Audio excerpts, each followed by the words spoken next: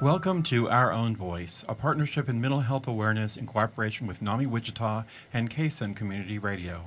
NAMI is a national alliance on mental illness. We are the largest grassroots advocacy network for people with mental illness and their family members, with over 800 national affiliates and 13 Kansas affiliates, with NAMI Wichita being one of those 13. We provide awareness, support, education, and advocacy for people affected by mental illness. Our purpose here is to provide a community conversation on KSUN Radio that gives insight into what it's like to live with a mental illness. Our intention and hope is that our program will change attitudes, assumptions, and stereotypes about people with mental health conditions, and in so doing, we will stop the stigma associated with mental illness. My name is David Larson. I'm very pleased and proud to be your host today, and I'm a person living with mental illness. I'm in recovery for major depressive disorder. Like everyone, I struggle with the ups and downs of emotions and the challenges of being fully human, but I am doing great. And I know I have many gifts to offer my family, my friends, and my community. Now, before I get too far into the program, I want to introduce David Peterson, our executive producer. Hello, David. Hello, David. And our technical producer, Matthew. Hello, Matthew. Hello, David. So, having introduced you two, now let me introduce our guest, and that is Tasha Parker. Hello, Tasha. Hello, David. How are you doing? I'm well. Good. Well, I'm going to start with the question that I ask everyone, and that is, where did you born and where were you Where were you born and where did you grow up? Let me try to get that right. Okay. I was born here in Wichita, Kansas. I was raised here as well. Okay. Spent a lot of time growing up in the Plainview area. I got two siblings, an older sister and a younger brother. Okay. Awesome. And what was your high school mascot? Redskins. I went to Wichita North High. Okay. Fair enough. So let's see here. Do you have any pets? I have a pet. Her name is Sasha, so we're Sasha and Tasha. Sasha and Tasha, that's dynamic awesome. duo. Yes, okay. So, and do you have any hobbies? I'm the type, I'll try anything at least once. Okay. And so, major hobbies, not really hanging out with my friends and letting them convince me to doing new stuff. Fair enough. Traveling, I like to travel too. Back to your pet, I didn't ask, what kind of pet do you have? She's a Shorkie, so she's a Shih Tzu and Yorkie. Okay, a Shorkie. Mm-hmm. That is awesome. I'm going to have to look for pictures later on. Oh, so, yeah. Yeah, sounds cute and adorable. Does she have those puppy dog eyes when she gets in trouble? Yeah. Yes. Okay.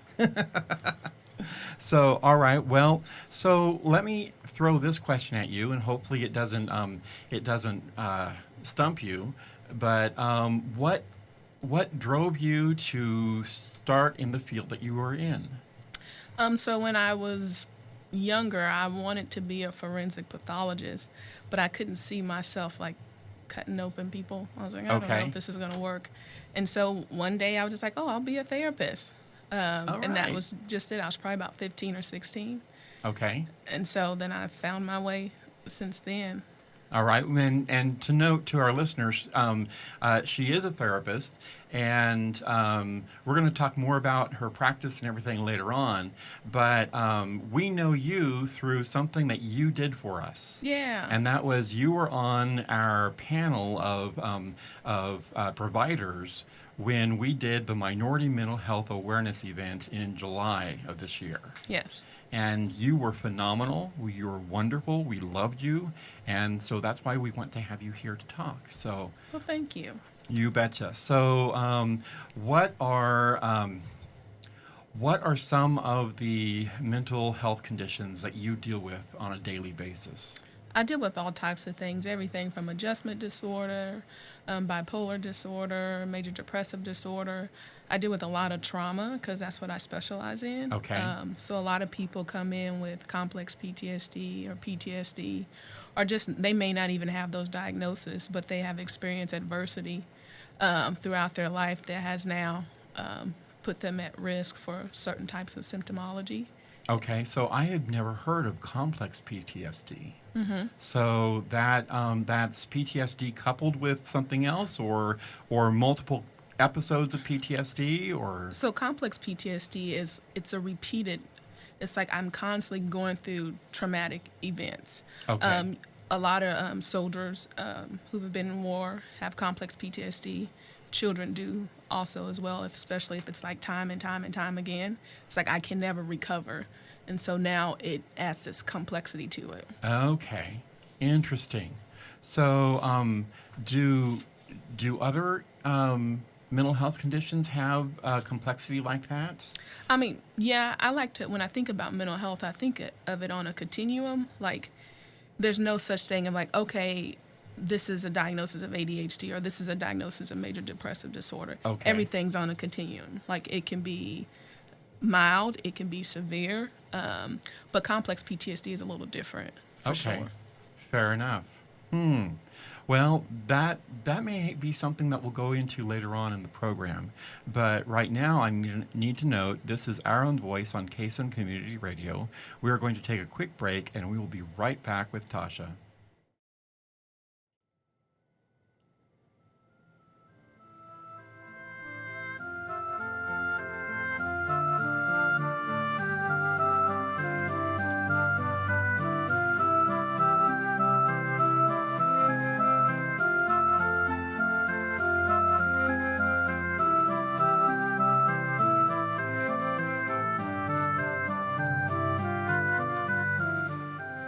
Welcome back to Our Own Voice, a partnership in mental health awareness in cooperation with NAMI Wichita and KSUN Community Radio. NAMI is the National Alliance on Mental Illness. Our Own Voice is intended to humanize the misunderstood, highly stigmatized topic of mental illness by showing that it's common and possible to live with a mental health condition. So, I asked you during the break, and I'll ask you again now, what do you have any family members that have mental health conditions? I have several family members that have some mental health stuff going on. Okay. But one particular, I had a great uncle who he's the one who sticks out Okay. and really motivates me to kind of do what I do. And All so right. he's since passed, but I mean, just to see his struggle and just that ups and downs, like it's always been something that has driven my passion for mental health. So how old were you when you first understood mental health condition or mental illness was happening before you? I mean, it was happening so much. And so I think I probably didn't recognize it as like, oh, this is mental illness. I knew there was something wrong with several different people. Like there was something not right. Like people were struggling. Like, and of course that's an impact through the whole family. It's not just okay. So if you have a sibling or if you have a parent with mental illness, it just doesn't impact them. Right. It impacts everybody else. So it was kind of normalized. And so I probably when I got to high school, like junior, senior year, I was like, oh, this is what that is. Okay, so that's when It's you not clicked. just this person's problem, or this is not just how this person behaves. It's like, no, there's something else going on. Okay. Yeah. So probably high school age. Okay, so when did you first encounter the work of NAMI? I'm going to say I probably was in college getting my first master's, so probably back in 2009-ish. Okay. Yeah. All right. So 2009 to today, what encounters have you had with NAMI between that time? I've sat on some committees with NAMI, of course, the Minority Mental Health Conference. Uh-huh. And so I'm trying to get more involved because I really like what they do. Like, Good. even working, I worked at the county jail for a little bit and ran the mental health there. Oh, okay. And so I sat on a committee with a member from NAMI. And so it's always been like this transactional thing, never really like intimate to get to know the work. Like everybody knows NAMI is, NAMI is the movers and shakers. Like Okay. NAMI gets things done. That's awesome to And think so- about. All right. Yeah. So, because we tend to look at ourselves within our own mirror or our own lens that we're best kept secrets. Oh no, no one moves like NAMI. Really? Yeah. That is so good to hear. Yes, we're doing something right. Okay. Well, so let's talk about your training and your work. Your y- I didn't catch it or something, but David pointed out to me you're working on your doctorate. Yes, in community psychology. Community psychology. Awesome. That's how you know Rhonda Lewis. Yes. Yes, because you've made great connections there as well. So, how do you how do you see yourself working through community psychology in the next 5 or 10 years? Well, I'll always do therapy. Like, that's where my heart is. That's the work that I love. But community psychology is more so for me to be able to help the community organizations that are serving our constituents. Okay. I consider community psychology like therapy for the organizations in the community. And so I would like to do more consulting, helping people with research and evaluate programs and, assess their strengths and their weaknesses and, Yeah. just an improvement process. Which is very important and very good. Some people don't realize that that we need to have those assessments being done to trigger the programs that are good or to move past the programs that are bad and trying to get things to work out right. Yeah. Yeah, so that's awesome. Awesome work. Um, what else can I throw at you here before our break? Uh, so, well, geez, let's talk about your practice. Do you have a web page? Yes. TashaParker.com. TashaParker.com. Yeah, real Okay. simple. Awesome. I keep it Okay. simple. And email address? TashaP@TashaParker.com. Okay. Awesome. Now, do you have anyone else working with you, or are you the sole proprietor and functioner of your work? I am an individual practitioner, but I have a suite mate. Her name is Okay. Christina Granados. Okay. She's the bomb. Awesome. Great. So you guys can work together, and our listeners can hear that there's options there, Yes. right? Well, it looks like I'm coming up to another break, so I will note that this is Our Own Voice on Case and Community Radio. We're talking with Tasha Parker about mental illness, and we're going to take a quick break and be right back. Our Own Voice is brought to you by NAMI. If you would like to learn more about the National Alliance on Mental Illness, the programs we offer, or get involved, please visit NAMI.org.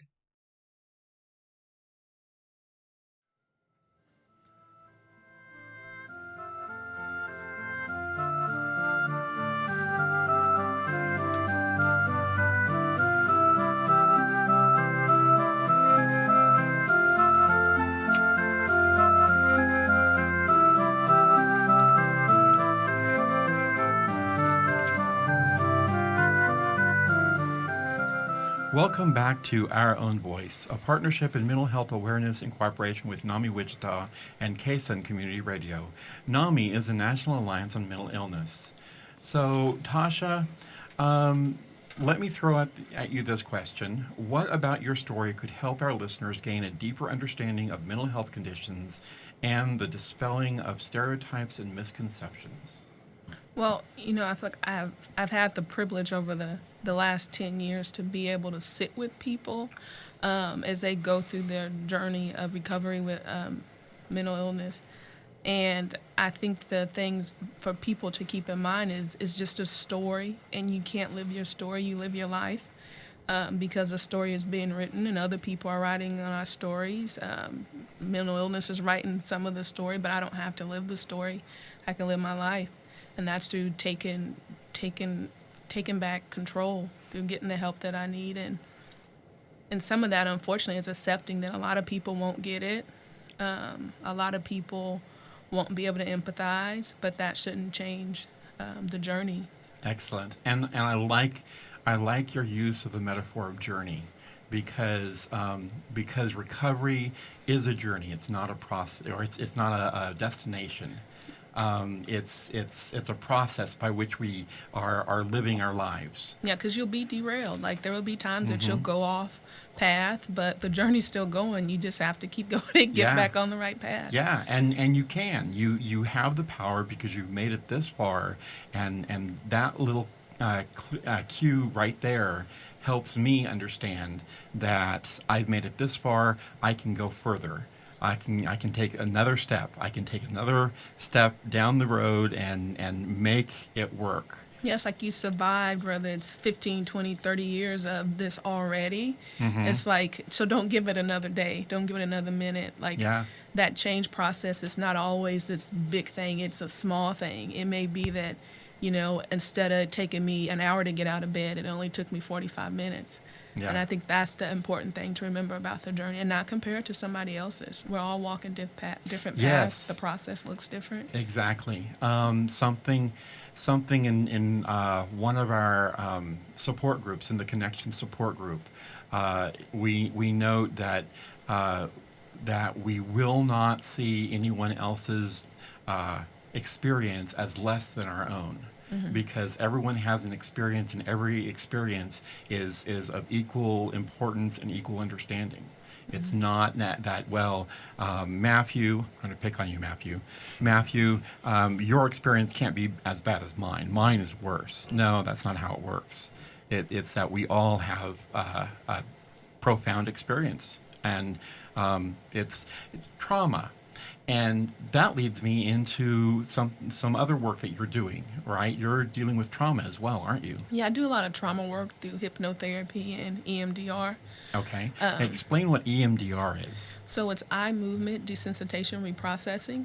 Okay. So essentially what it does, the way I describe it to people, it's like a glass of water and ink, and it's like a cotton ball that comes and sucks up the ink, right? And so now I can look at these adversities or these disturbing things and say, oh, that was sad, but not get in the point of like, oh, I'm re-triggered, I'm not going to be able to handle this. It teaches me how can I have a foot in the present, but also look at the past. Okay. That's interesting. All right. And so you do EMDR and you deal with trauma. Mm-hmm. Okay. So what work are you doing with trauma? I do a lot of, between the EMDR and the hypnotherapy. Hypnotherapy, thank you. Of course, you can do some talk therapy with people, but there's only, at some point in time, that talk therapy, you hit the ceiling. And it's like, okay, so now we need to do some deeper stuff Okay. to get some corrective experiences and some release and those types of things. Now, do you accept insurance? Yes, I do. Okay, so you can accept insurance. Do you accept Medicare, Medicaid, any of that stuff? Yep. All right, fair enough. Let's see. What else can I ask you? I actually was curious. What are some ways that, for lack of a better term, your clients, what are some of the ways that you help them besides hypnotherapy, like something that they can do on their own? And then also, what are some things that maybe you do to get you through your everyday life as far as like mentally? For my clients, I do a lot of talk with them about awareness and being kind to yourself. Like you talk to yourself more than anybody. And so if you're not saying nice things, like why would you believe any of the nice things that anybody else says? Right. And I also go to this of like self-parenting, right? We all have little wounded people inside of us, and having the ability just to meet there and just love on yourself there. And for me, I practice what I preach. I don't ask my clients to do anything that I don't do. I do a lot of meditation. I try to eat well and, hang out with my friends. I try to work out. That's a whole nother story. Yeah, eating well and working out for me are, they tend to be on the low totem pole parts of life. So, although I do practice mindfulness with eating chocolate, so I will do that. So, well, another break time, folks, and that is to announce that this is Our Own Voice on Case and Community Radio. We are talking with Tasha. We are going to take a quick break and be right back.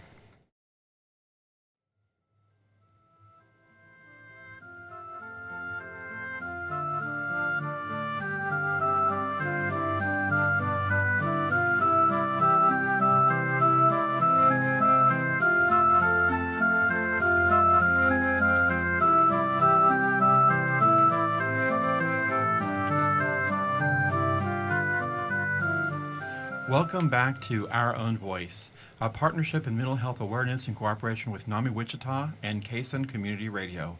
NAMI is a National Alliance on Mental Illness.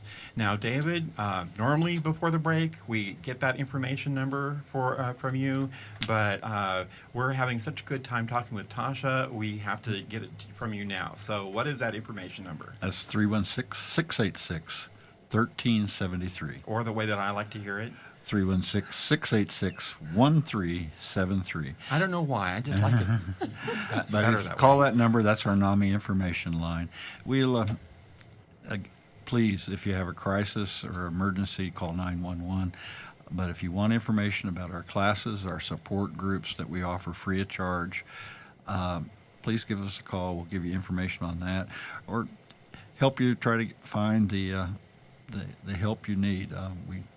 We're limited, but on all the answers, but we have a lot of support. That's right, and we have a lot of resources to work Yes. with.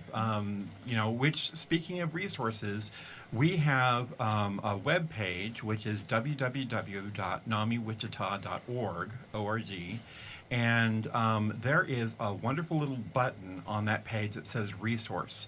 And if you click on that button, you come up with the resource guide, which is something that we have and we use extensively. So, folks, you can get that information at your fingertips if you just go internet cruising. Right, and if you'd like a hard copy, come to one of our support groups, or our affiliate meeting. We meet every first and third Tuesdays to give those away. That's right. So, with that information, now we're going to direct back to Tasha. Tasha, who is your hero or heroine? I'm gonna go with my grandmother. Your grandmother. All right. Yeah. Now, is she the one who dealt with your grandfather, or was it your great grandfather? It was my great uncle, Oh, so it your was great her uncle, youngest brother. her youngest brother. Well, one of the youngest. Okay. All right. So, but your grandmother is a strong woman. She's a strong woman. She's lived quite a life. The epitome of working hard and self-discipline and love. Awesome. Just the matriarch of the family, of course. Awesome. Okay. So, what else do you want to share with us about anything? I just encourage people to talk about mental health, talk about emotional health, talk about behavioral health, whether it's your own or someone else's. I think sometimes we see each other struggling and we won't say anything. And I feel like we owe it to each other to, like, if I see you struggling, I'm going to say, hey, Dave, like, what's going on, man? Like, versus just sitting and just attributing it to who you are. It's like, no, like, that's not normal. Like, that isn't healthy. And don't just pretend. Normal, and I should have said this on a program a while back, but normal is just a setting on a washing machine. Yeah, it's just like in people, but we normalize so many different things. It's like, no, that's not healthy. Like, that's not how this person is typically presenting or typically acting. Like, don't just say, well, you know how they are. No, tell them, like, I'm worried about you. You seem different. What's going on? I think that would reduce the stigma tremendously. Tremendously. And that's something that we are about here. We're trying to reduce that stigma, and you've got to talk about it. It's so very important. Yeah.